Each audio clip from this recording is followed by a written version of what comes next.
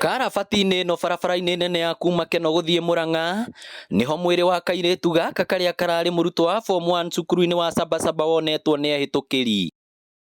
Mwĩrĩ wa mũirĩtu ũyũ na ũrĩa nĩ wa mĩaka 16 ũrarĩ na nguraro njũru mũtwe na ararĩ mũthecange na kahiũ njohero-inĩ.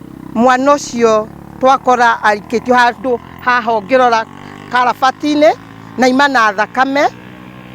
Mwena ũmwe nĩ akũringĩtwo na haha njohero nĩ aronekana ima na kahiũ agũthecetwo.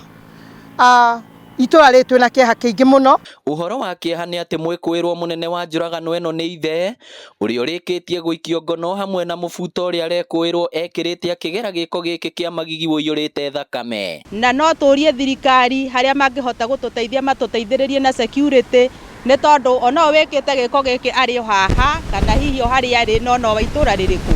Gũtirĩ hĩndĩ mũndũ ũcio imire kũnenio okaeka gĩko ta kĩrĩkũ.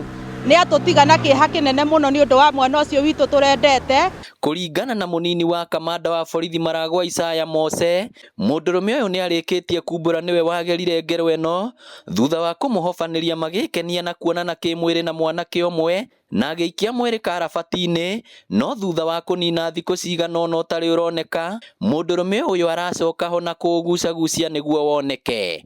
Ũndũ ũcio watũmakia mũno, rĩu tũkarigwo kana nĩ kwanjakirwo agĩcoka gũcokio oima mũgerengero. Rĩu nao thirikari itũ matuĩke a kũrora maũndũ mamwe ta maya, mwana ũcio kĩhoto gĩake kĩonekane. Nĩ gĩko gĩkũmithĩtio na njĩra nene nĩ mũingĩ hamwe na atongoria, na Waithĩra wa Ndũng'ũ nĩ MCA wa gũthukio mbunge-inĩ ya kaũntĩ ya Mũrang'a. Na nĩ ndĩroria thirikari yoe makinya marĩa magĩrĩire na no tũkũbuata nginya ũrĩa wĩkĩte ngero ĩyo akorwo akĩnyitwo.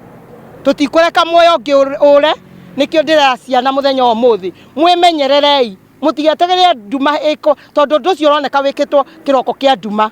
Mũndũrũme ũyũ ahingĩrĩtwo ceceni-inĩ ya borithi ya Sabasaba atanyĩte gũkinyio igoti-inĩ mũthĩ wa rũciũ.